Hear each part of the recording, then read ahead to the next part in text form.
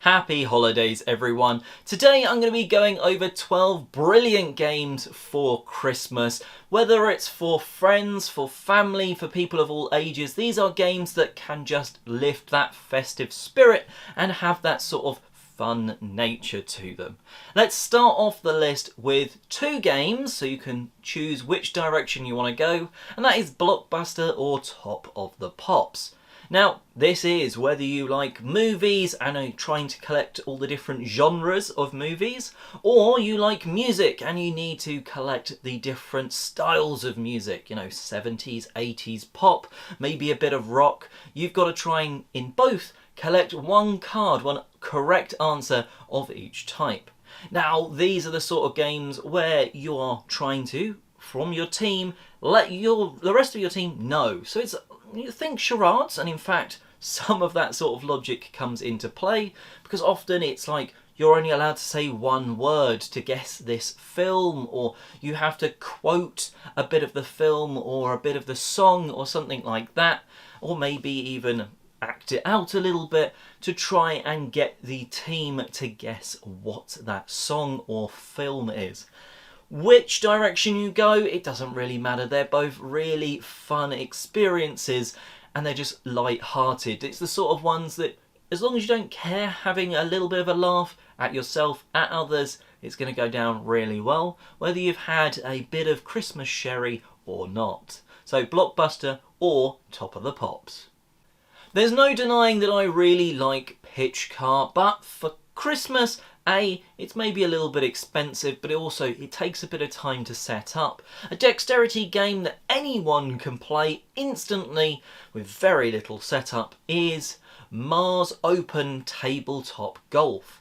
Put down the tee area, put down a couple of sort of barricades or obstacles and put the box down as the hole, and well, everyone kind of guesses what they've got to do. Flick your golf ball, which is more like a golf kite because it's on Mars, and flick that and try and get it over round obstacles and into the hole in as few sort of hits as possible. It makes sense. Everyone kind of instantly understands what to do in this game of golf, and it just works because it's fun dexterity stuff. I'm definitely going to be getting it to the table, or trying to get it to the table this Christmas, just for the simple plop a few things down, basically open the box and go done and start flicking. It's that simple, and it means anyone can get involved. That's Mars Open Tabletop Golf. To make everyone's imaginations run in the Christmassy sort of theme, why not play Dixit? Well, that is an experience where everyone has these weird and wonderful artwork cards in their hand. Someone is going to say a noise, a sentence, a word or whatever, and everyone's playing a card that from their hand that they think matches that, because you're trying to get other people to incorrectly guess your one rather than whoever said the word, because they pick one of their cards as the correct answer. It gets these sort of imaginations running in weird and wonderful directions, and that's kind of part of the fun of Christmas, letting your imaginations run and just have a bit of sort of childlike fun. There is also, not technically part of the 12, but Stella, Dixit Universe, a sort of spin-off, not expansion, but standalone thing. And that works with sort of lower player counts. But that sort of, that works. Both games work really well, and it's all about those artwork cards. It's just a bit of light-hearted fun for Christmas. Moving on from light-hearted fun to light-hearted shootery in Cash and Guns. If you've got the right family, or certainly the right group of friends, there's something hilarious about pointing foam guns at each other, carrying those grudges through the rounds. You shot me earlier. I'm going to keep aiming at you until I shoot you again. Or am I just bluffing you? Because you now think that I'm going to be shooting at you, so you're just going to drop out of every round. Because you don't want to drop out of these rounds, because that's how you end up getting loot. By staying in the rounds, not getting shot, you get all this loot, artwork, diamonds, money, and it's whoever basically is the best gangster at the end. It's maybe not Christmassy themed, but it's a lot of sort of just that loose family fun, as long as you don't mind a bit of gun pointery, because you're not actually shooting anyone, but you are just sort of aiming these foam guns left, right and centre, and everyone is looking around who they're going to aim for in this round. 3, 2, 1, aim! It's that quick fun, and just the rounds, it gets better as the game goes on, because those grudges start to come out. You've aimed at me 3 rounds in a row! I'm aiming at you next. Cash and Guns, probably 2nd edition now. It's a lot of fun. So on my other list for Christmassy themed games, I put a different Ticket to Ride game on. You can go and check that list out if you want to know which one.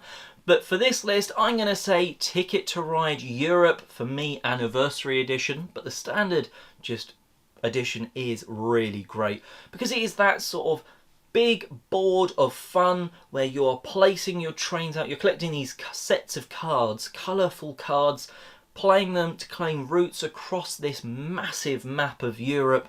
You can get the US, you can get Asia, you can get Germany, the UK, whatever.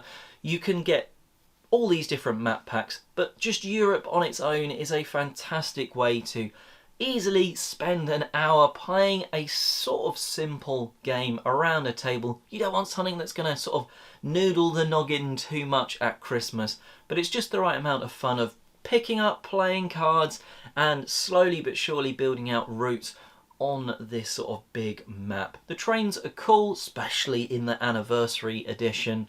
You can't go wrong with a Ticket to Ride, and for me, Europe is that one that nicely balances a little bit of push your luck, don't normally like it, with that sort of Ticket to Ride gameplay. It's brilliant for families, especially at Christmas when you might want to get a board game to the table. That's Ticket to Ride Europe, but you can pick sort of the US one if that's more appealing to you. Another section where it's 2 different games, and you can pick which one sort of you think suits you that little bit better. There's Wits and Wagers, and then there is Shoot for the Stars. Now, Wits and Wagers is a game that I've had in my collection for a number of years, and I've really enjoyed the way that you can use it to bid and bet on these trivia answers. This is your sort of spin on Trivial Pursuit, or your sort of standard trivia game, because in Wits and Wagers and Shoot for the Stars, the questions have answers that you're probably not going to know, but you might be able to guess a ballpark of them. You know, like how tall is the tallest building in the world? Now, someone might know that answer, but they're most likely just going to know an estimate of roughly how tall. Everyone guesses and they're put in an order. Then everyone, or in the teams or whatever, however you want to do that, they can bid on which answer they think is closest. So not only could your answer be right, but you could also potentially go, actually, Steve over there, they're going to know a better or a more accurate answer. I'll bid on their answer. So you get that sort of double opportunity, and you can win the game by not getting any answers right, but bidding only on the correct answers. So just because someone's more intelligent than everyone else doesn't mean that they're going to come out victorious. It certainly doesn't mean with a question set that they're not going to know the answers to these questions. Now, that's sort of the Wits and Wagers where you're bidding for stuff as well. Moving across to Shoot for the Stars, it doesn't have quite that gambling sort of aspect, just in case that's not for you, but it does allow you, instead of everyone makes a guess, but you can either then decide, I think that's probably right, but I'm not going to go above it, because you're upping the bids almost. You're upping the answers till you think it's too risky to go above. And you can go, that's too high, I'm out. Or you can say, I just agree with you, and sort of stay on the ship that's shooting for the stars. And in this game, in Shoot for the Stars, if the number is too high, you've gone bust. Anyone that agreed with you, or it was your answer, you're not going to get anything.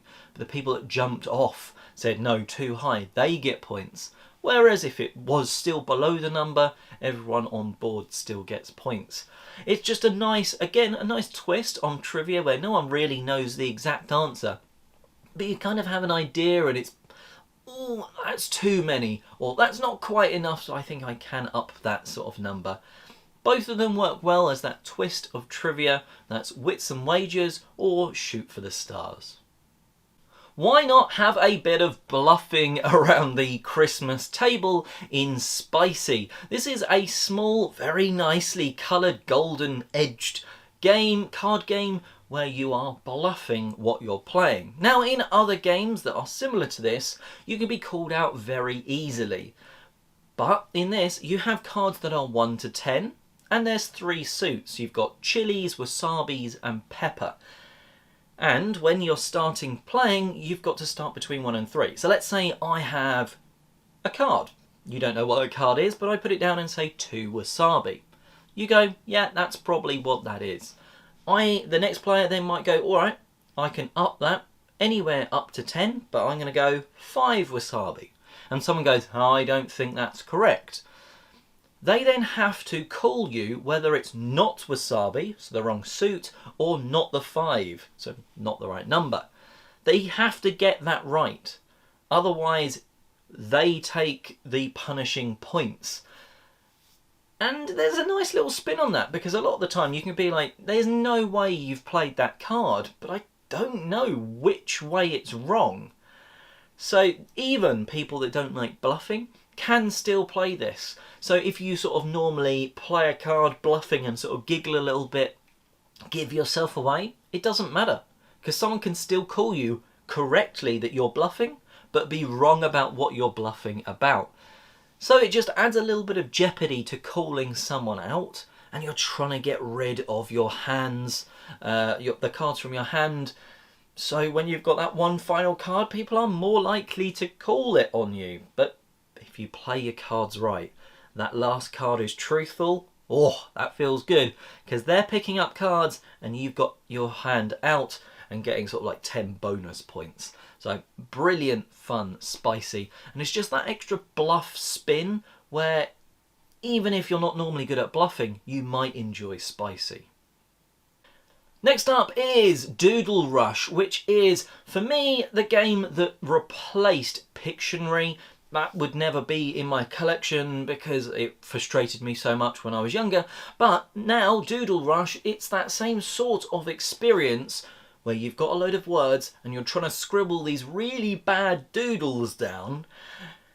And then you've got other people trying to guess what they are. So everyone at the same time is drawing 6 different sort of doodles, sort of images, right? That goes on for a minute. When that minute stops, you're frantically trying to guess, everyone at the same time, what other people's are. The twist is you then do more drawing, then more guessing and stuff like that. But at the end of the game, however many of yours are left are negative points, and how many you've guessed of other people's are positive points. So if your drawings are really bad, that's not going to be good for you, because everyone needs to guess them. Yes, they're getting points, but you're losing negative points, which is good, right? So Doodle Rush, it's super quick. You play a whole game and you are done laughing and wanting to go again in like under 10 minutes. And that's from getting the box out, shuffling the cards and all that sort of stuff. It's just so fun, and it's exactly what you want from a Pictionary game, just sped up and sort of insanely fast and fun. And I can't doodle, but it's Doodle Rush, and you are rushing through fun. One of the top dexterity games for a family sat around a table is Junk Art, as you are sort of doing reverse Jenga, because instead of taking bits out, you are stacking these very precarious pieces on. Now, they're not just cubes and rectangles and stuff like that. They're balls, they're cylinders, they're weird swirly bits, and there's bits with bits cut out that you can try and balance on the top. And the best bit about Junk Art is there's many different game modes. You can even make up your own. But it's things like you play, you've got a small hand of 3 cards, and you're choosing what your opponent, your next opponent in the turn order, is going to have to add to their structure. Or everyone is building on the same middle structure, and it's, whoever makes it topple over first. Or within a selection of items, who can make the tallest tower in a set number of like minutes or seconds or whatever.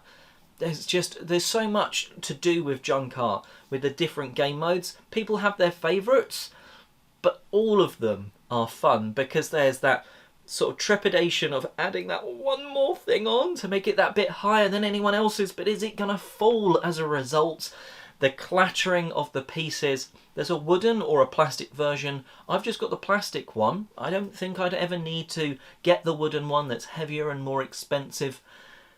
There's still a fun clattering when all that plastic falls down and everyone's holding their breath around the table, not almost daring to breathe with these sort of balanced structures in front of them. It's a lot of fun, and that is junk art. And last but certainly not least in this 12 games for Christmas is Just One. It won many awards, and rightfully so, I believe, because it's one of those perfect, easy to play games that we normally forget about the scoring. You know, you don't care too much about the scoring at Christmas, but you just play until you've sort of eventually had enough. That makes it sound bad, but you often play a lot longer than you're supposed to, because you're supposed to only do like 10 or 12 of these cards. Normally you manage like 30 odd. Effectively, on a turn, one player is the guesser. They're going to get a card but not see the numbers on it. So it's 1 to 5, and they say, I want to guess the word 3. That's say picnic. Everyone else on their little boards is going to be writing a word that they sort of relate to a picnic. The twist is that you're only allowed unique clues, that there's only just one of them have been written down. So if I write sandwich down and someone else does, we'll compare what we've written before we show the guesser. And if we've written the same as someone else, we have to wipe it off and they get a blank clue. Which means you can have it where you've got like 6 other people there and only have one clue because those 2 matched and those 3 matched. So there's one other person giving you a clue. And you're like, right, I've got to guess from the word jam, my word. So maybe I guess sandwich. It was wrong, we'd lose a point normally. You can pass so you don't lose anything. But maybe I do guess picnic and it's amazing. How did I guess that? Well, maybe there was just an in-joke or a story or whatever that made me think of that. Normally you get a few more words. So maybe you get basket, jam, scone or something like that. And you're like, okay, where would these words come together? A picnic sounds about right. And it's a lot of fun because you can use in-jokes, references, and some of the ways that people's minds work is baffling. You ask them afterwards, what did you mean? The word was picnic and you put tree. And they're like, well, obviously, because when I was young, I had a picnic up a tree. And it was like, how was I supposed to know that? That was a random, weird analogy that I've just made up. But it's just a lot of fun, Just One, and it very much, therefore, deserves its place on this list. But what is your sort of top game for playing at Christmas? Let us know in the comment section below. And happy holidays, Merry Christmas to everyone out there.